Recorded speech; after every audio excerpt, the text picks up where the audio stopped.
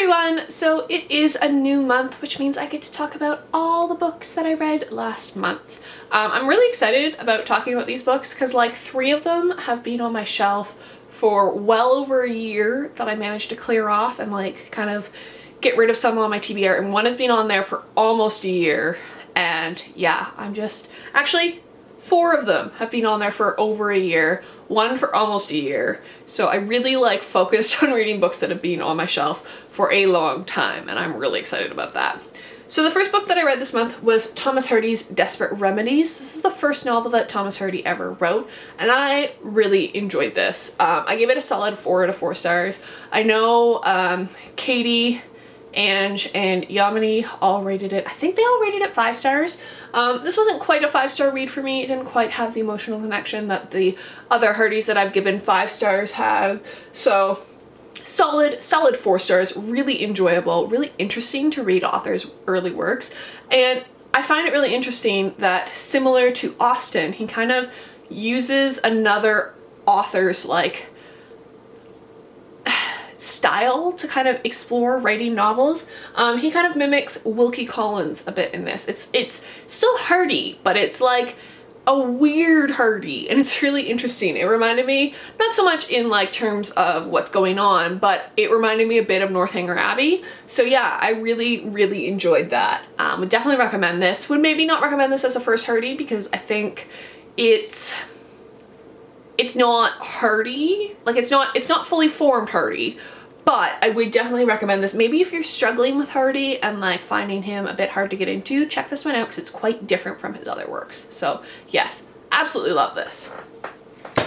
Next up was my BookTube recommends, and it was by Vanessa over at Chabosky, and it was Lady Audley's Secret by Mary Elizabeth Braddon. This is my first Braddon book that I've ever read. I do have Aurora Floyd on my shelf, so I'm really looking forward to that. I haven't read a lot of like sensationalist novels, and that's what this was, and this was just really good fun. Like, it was so weird. It was it had so many twists and turns that I was not expecting, and like I went into this one blind. I bought it because it was really pretty, and then this was recommended to me by Vanessa for BookTube Recommends, and I was like, sweet, I already own it, this is perfect. And yeah, I really enjoyed this. I think I gave this, I want to say I gave it, it's either 3.5 or 4 stars. Like, it's not, I wouldn't say it's amazing, it's not, you know, the best literature out there, but it was a really fun read. So if you're looking for kind of something that's a little, you know, you still want to read a classic, but you want something that's a little bit more, I don't know, gripping, I would definitely check this one out. Definitely lots of twists and turns. So much going on in this, like, just absolutely fantastic. Kind of similar to Desperate Remedies. Like, if you're looking for kind of that like Wilkie Collins kind of like mystery, you don't know what's going on, I would recommend Lady Audley's Secret and Desperate Remedies. Definitely a good start to my month. So then the third book that I read was Nickleby, and I read that on audiobook.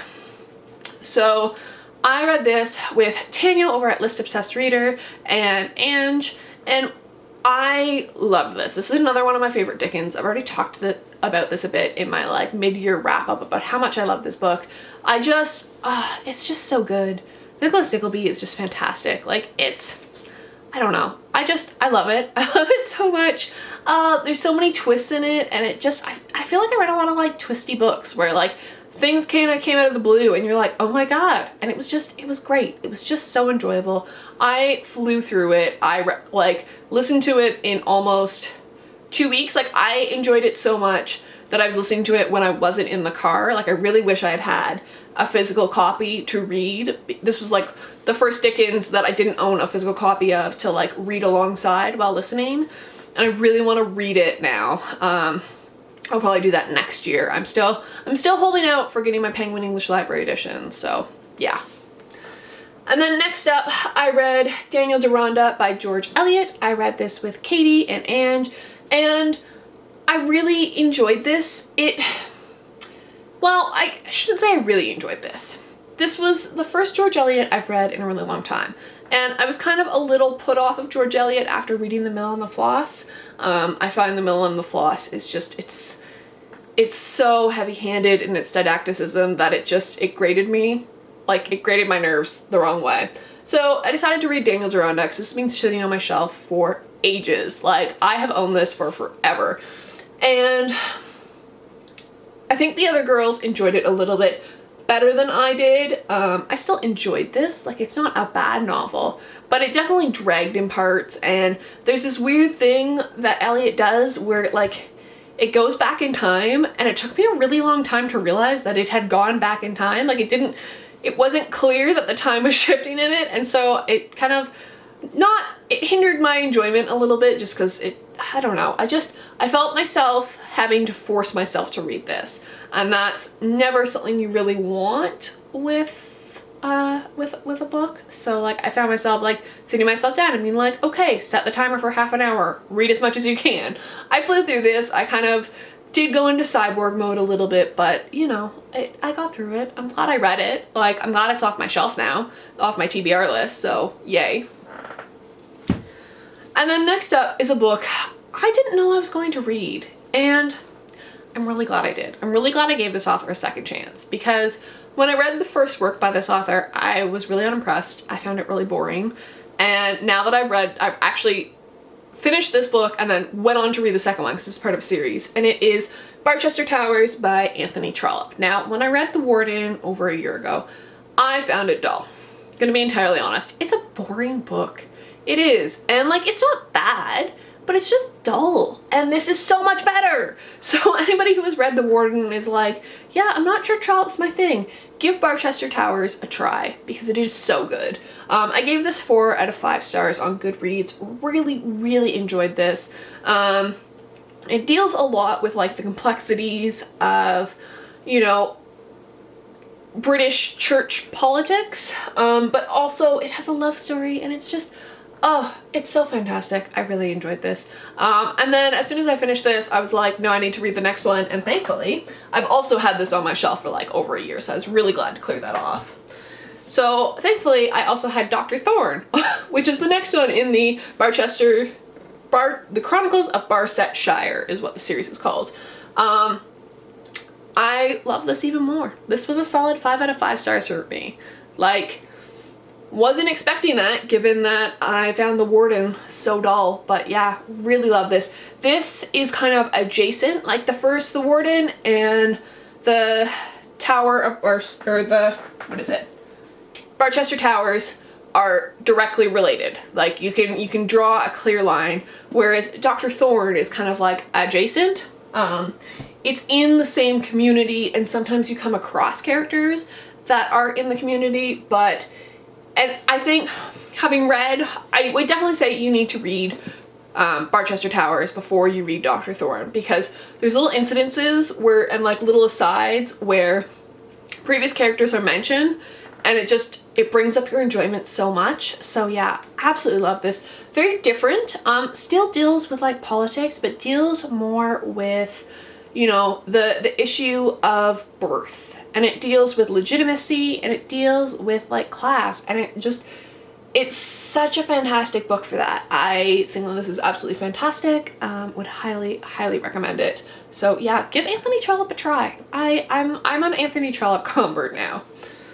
And then the last book that I read this month is another one that's been sitting on my shelf for ages, and I'm a little ashamed that I didn't read this before now because it's signed. And that is Margaret Atwood's The Penelope Ad. Now, I got this signed, I'm gonna say a year, maybe 2 years ago. Margaret Atwood was visiting my like area for some kind of environmental cause. They were thinking about developing a wetland, and like there was this big rally, and she was there and she was signing books. So I got my copy of A Handmaid's Tale, and I had this and was intending on reading it, and so I got it signed as well. And I just never picked it up until this month. So this is a retelling of the Odyssey. It deals with more of Penelope's side of the story. I have to say, this isn't my favorite Atwood. I'm definitely gonna keep it, especially because it's signed, but it's not, I think it lacks the emotional impact that A Handmaid's Tale has. Now, I mean, it's certainly a good book. It's part of this like myth retelling series where Jeanette Winterson's Wait is a part of this, and Ali Smith's Girl Meets Boy is another entry in the series. And I've just kind of find them a little bit lacking. But yeah, I did enjoy this. Like, it's not, I gave it a solid 3 stars. It just, as far, it kind of, I don't know, it just, I found it's kind of a weird narrative in that you get, Penelope's dead in this, and she kind of reflects back on her life, and that's really interesting, but there's these weird little asides, and like, it's like, there's strophe 1 and strophe 2, which if you read classical plays, you'll know that that's very common, but they took a bit away from the plot, and I found them really like kind of annoying. Like, they'd interrupt the narrative flow. I mean, the structure of it was really interesting, but yeah, just kind of meh on this one. But yeah, it's, you know, it's not bad. If you like myth retellings, definitely check it out. So that is what I read in the month of June. Let me know in the comments down below if you guys read anything fantastic that you think I should check out, and I will see you guys in another video. Bye!